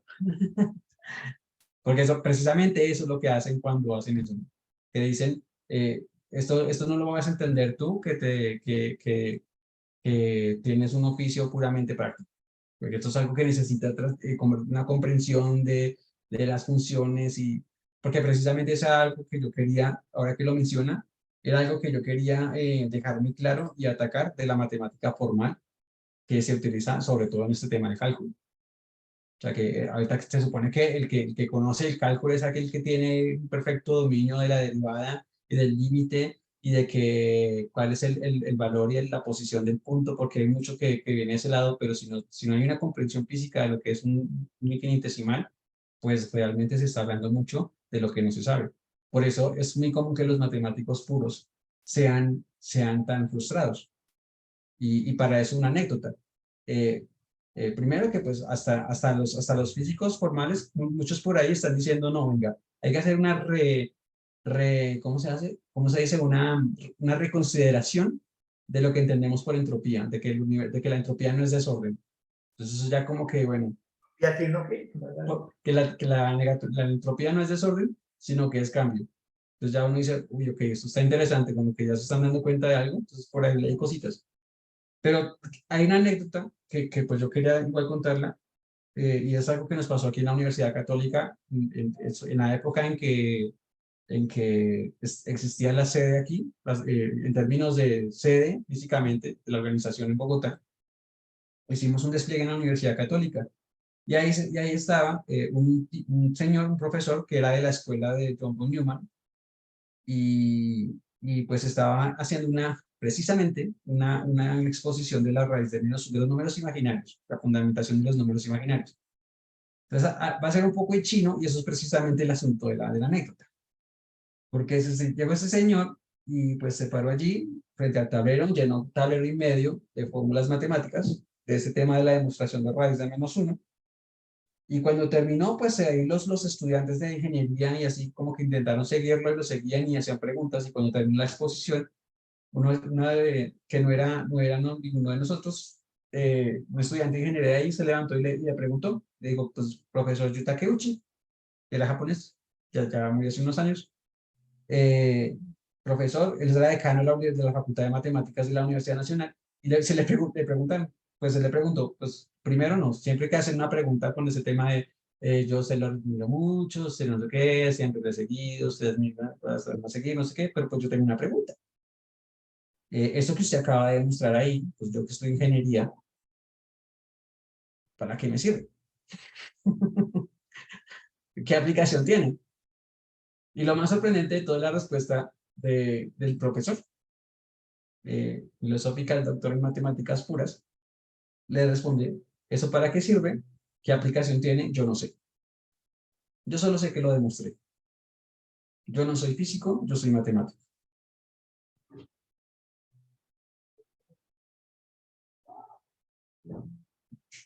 Imagínense ustedes la frustración con la que vive una persona así, que se mata la cabeza haciendo algo que no comprende.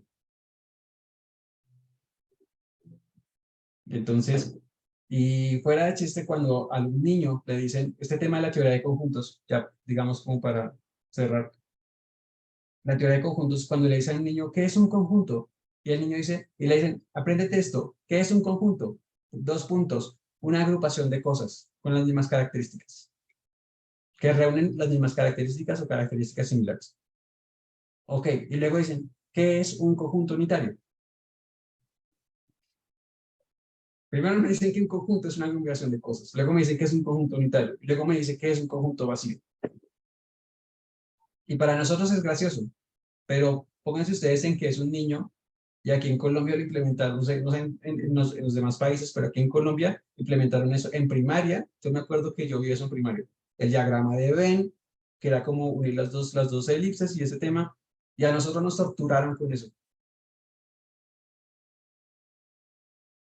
Es una cosa que para un adulto no tiene ninguna lógica, para un niño menos, que tiene su mente que tiene su mente en un estado en donde para él se le facilita todo muchísimo más, todos estos temas, porque no está contaminado de tanta basura formal. Perdón que sea tan fuerte. Toda la matemática moderna, de hecho, se ha Sí, reformulado en términos de la teoría de conjuntos, para más colmo, ¿no? Es decir, sí, todo, absolutamente todo, o sea, son conjuntos en la definición axiomática de la matemática desde finales del XIX para acá. Es decir, Ujú. si estudias geometría, pues tienes un conjunto de puntos, ¿no? Pero da igual, si estudias topología también es un conjunto de puntos, solo que no hay métrica. Pero bueno, pero en cualquier cosa que estudies siempre es un conjunto de algo. Y lo que decías, ¿no? O sea, hay una serie de axiomas en la definición de conjuntos, conjunto vacío, etcétera, que son necesarios para que los axiomas no colapsen, ¿no? Para que las operaciones algebraicas sean cerradas y existe el elemento neutro en las operaciones y demás, ¿no? Pero sí, y claro, yo creo que esto también pues, ha secuestrado a la física en el sentido de que se valora el formalismo matemático, ¿no? Como se le da, si se quiere, como un criterio de verdad más alto al formalismo matemático, por lo menos en la visión mayoritaria, creo yo, ¿no? Y eso ahí yo entiendo que es lo que en esta otra visión que estás exponiendo es lo que, digamos, se intenta refutar, ¿no? Sí.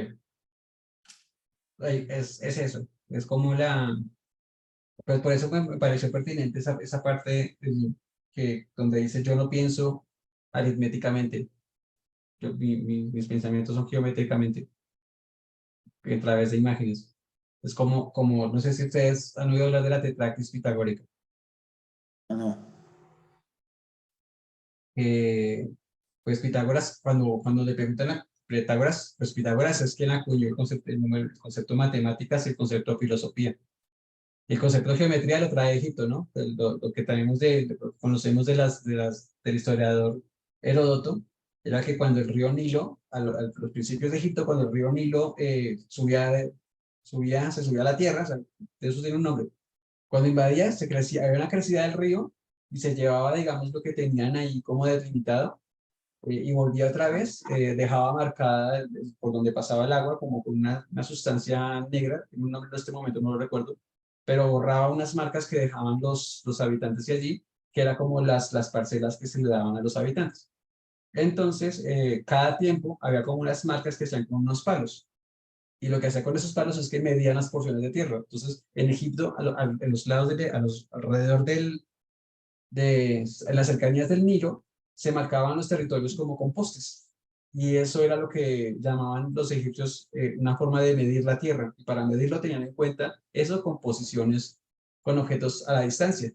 Entonces con eso ya empezaban a marcar temas geométricos y a eso lo llamaban como una forma de medir la tierra, geometría.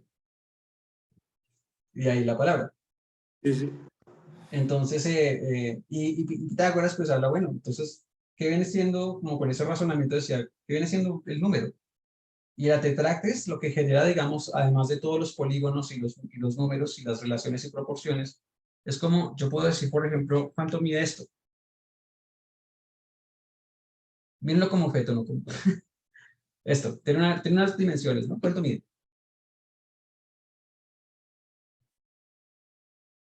Es un volumen, es un volumen. Bueno, hablemos entonces de uno de esos lados.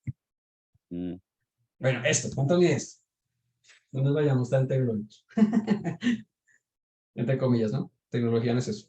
Un plano, pues Digamos, digamos, de este lado, ¿cuánto me dirá?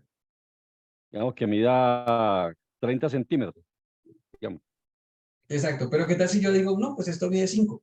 Él dice 30 centímetros, yo digo, esto mide 5. Bueno, dame la unidad y te digo cuánto. Exactamente, a eso voy. Entonces, para Pitágoras tenía clarísimo que el número, yo puedo dibujar un 5 acá y decir, mira, esto es un número, puedo dibujar un 3. Esos son símbolos, no son números. Trata de que un matemático puro entienda eso. Mm. Esos son signos, no son números. Los números es saber cuántas veces cabe, por ejemplo, este lado, el lado angosto, en el lado más ancho. Y si yo digo, ok, ¿cuántas veces cabe? Entonces yo ya tengo una forma, una unidad, ¿no? Entonces esto viene siendo, esto es como muy grande, pero esto de aquí, viene siendo esto mismo una vez y sobra algo. Y eso era algo que a Pitágoras no le agradaba, le estresaba mucho, porque él necesitaba una unidad. Y en la búsqueda de eso es que llega el teorema de Pitágoras. Bueno, que se le adjudica a Pitágoras, pero que él ya lo había aprendido de Egipto. Pero entonces el tema es que él, digamos, fundamenta eso, porque los egipcios lo usaban, pero no lo comprendían, y Pitágoras como que le da ya el sentido. Entonces, el número como tal es una relación. Logos, lo que llaman una razón. El concepto de logos o razón viene ya de Pitágoras, y es cuando dice, el número solamente tiene sentido cuando yo hablo de una unidad física que puedo comparar con otra. ¿Cuántas veces cabe este objeto en este objeto? Entonces mi unidad patrón va a ser este objeto, entonces este objeto cabe una, dos veces y un poco más. O estos vienen siendo dos veces esto, o con lo que ya sea con las líneas ahorita, ¿no?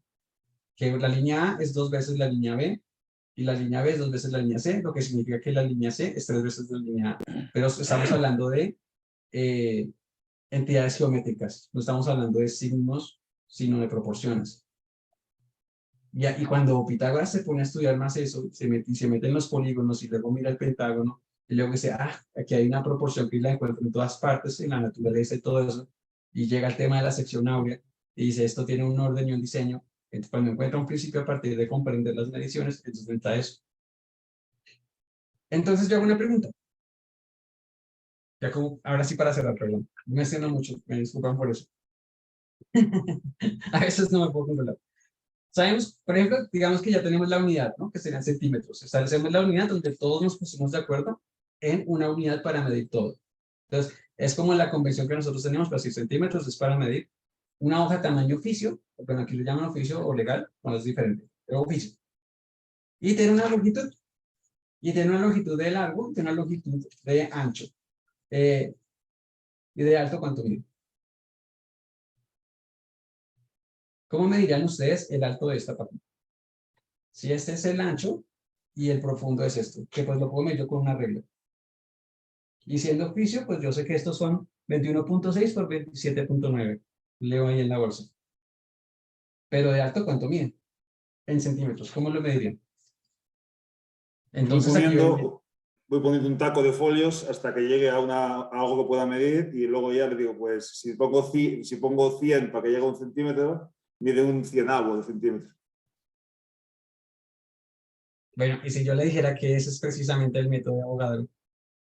¿El método de Avogadro, para hallar la cantidad de números de átomos en un amor. Sí, sí. Y Bueno, yo no le no sé di de qué clase de otro. química, pero él pudo resolver con su mente un problema real. ¿Necesitamos un tablero para eso? No. Y tenemos a alguien que sabe de química. ¿El método de quién? Repíteme, ¿el método de quién? De Avogadro. Oscar, aquí Sí, nada más una cosa, entonces, por hoy yo creo que vamos a ir cerrando. sí, perdón. Y conectar esto a las siguientes clases, ¿no? Estamos Listo. aquí regresando al tema de la proporcionalidad. Que estas clases, nada más quiero comentarles que van a ir conectadas con lo que va a presentar también Mauricio. Y el objetivo ha sido lo que hemos estado leyendo del documento de LaRouche de la Tierra en los próximos 50 años, el principio de los verbos vivos, que es, no solamente es algo interesante que a uno le choquea la mente y se queda pensando en eso toda la noche o al siguiente día y diciendo, necesito aprender esa necesidad, como dice Kepler, de la mente, así como del alimento, también de la mente por aprender, sino que eso está conectado a un método bajo el cual se ha hecho la educación y que esto ha tenido una consecuencia en las decisiones político-económicas de las naciones. Ahora, como bien comentaba Oscar al principio cuando estaba leyendo a LaRouche, el que se eligió de esta manera, dar estas dos clases, bueno, no son dos clases, sino dos participantes como en trabajo en conjunto, es como ese reto de cómo transmites una idea, un principio, y que ahora hemos visto la proporcionalidad en términos de geometría, y cuando Kepler lo aborda en términos de la proporción, vuelve a meter el tema de que la mente es, bueno, y que también Cosa lo plantea, la mente, el hombre es la medida de las cosas. El hombre no como especie, senso-percepción, sino la cualidad cognitiva de la mente humana es la medida. Porque sin la mente que puede conectar estas dos comparaciones para generar la proporción, no existiría la proporción. O sea, y esto es algo muy revolucionario porque no existe la proporción fuera de la mente del individuo. no existe la proporción. Y entonces Kepler lo toma porque Kepler no se considera, aunque toma muchas de las cosas, no se considera pitagórico. Y aquí es algo muy interesante, porque Kepler no se considera pitagórico. Si Pitágoras hizo una aportación importante que Kepler reconoce, pero dice, hay una condición ahí que faltó abordar a los pitagóricos, y que él retoma, y que es lo que vamos a seguir viendo en estas clases, regresando a este principio de los verbos vivos, es decir, un descubrimiento de principio llevado a la práctica, como comentaba Oscar. Entonces, bueno, pues, por hoy, si te parece, Oscar, cerramos. Te agradezco mucho la clase y seguir coordinándonos y trabajando para la siguiente y las demás clases que se van a seguir dando. No, ¿Cómo ustedes ves? por la paciencia. Todo muy No. bien, ¿no? Felicitaciones. Bueno, Oscar, Vale. buena. Bien.